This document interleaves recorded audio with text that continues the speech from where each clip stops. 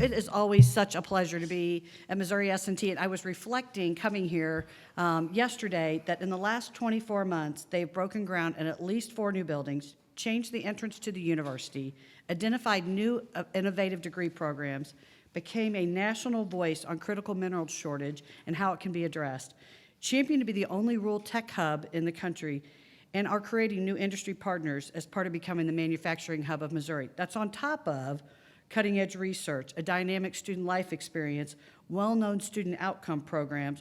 As you heard, our S&T students are very well placed in their careers, and being a great community partner here in Rolla and the region. So they're just on fire. We're proud of them. It was so exciting to pull up yesterday and just continue to see the momentum they have at this university as well. Thank you. Any comments about? Oh, well, just very excited about all the progress. Curator Wenneker mentioned the incredible student programs, the research breakthroughs, and how they're engaging with industry partners. We are very proud of our colleagues at S&T.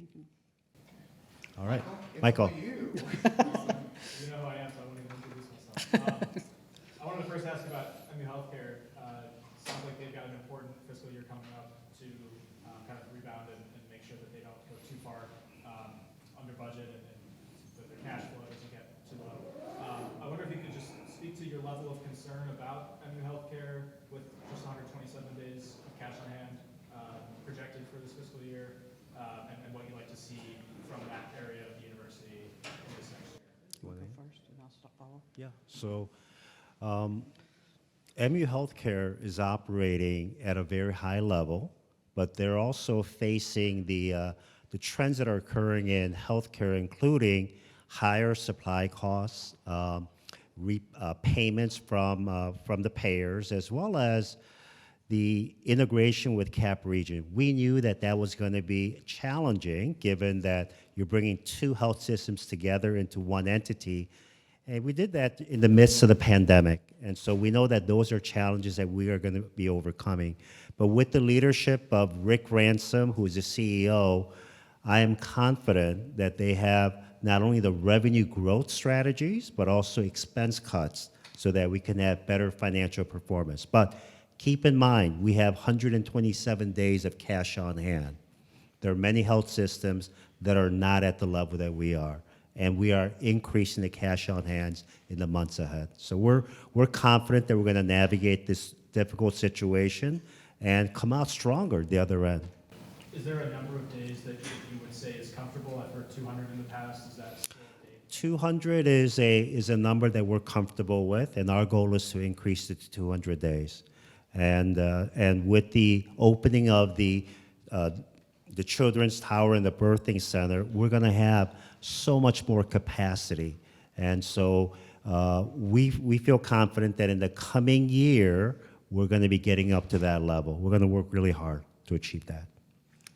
I would just add that we're proud that we can meet the demand with having CAP region, with the Women's and Children's Hospital coming online, with our clinics and our, we have a over 20 county catchment area. We are able to meet the demand of our fellow Missourians, and we're proud to be able to do that. And our team is working hard as they integrate all that to continue to make it more profitable and more successful. You've talked a lot about the importance of R1 status, and to see S&T projected to get that status next January. How important is that? It's 2 out of 4 of the universities. It is huge. And think about this. Their goal, their North Star goal was to be an R1 by 2030. And they're going to do that by 2025. And it shows that with a leader that is visionary and a leader that can develop the team that can execute on that vision, that such dreams can come true. And for faculty members who have been working at this university, knowing that their quality of research was at R1 level, it's just a strong affirmation that the rest of the country is recognizing what this university can do. And right now we have 2 universities that are part of R1. Also, Mizzou is an AAU university, and our performance is increasing every year. We also expect in the coming years that UMKC will be designated as a R1 university. So it'll be 3 out of 4, and then we expect UMSO to follow suit. Do you have a, Last question, Michael. could All right. Yeah. do you have a timeline for when you would anticipate, KC to do this? Within the next 2 to 3 years. Lastly, I didn't get a chance to ask about some of the athletics committee questions. It's hard to ignore the timing of the establishment of that committee in early February and the departure of the former athletic director just 10 or 11 days later. To your knowledge, at least, was there any clash between the athletic department and the university administration over the establishment of that committee?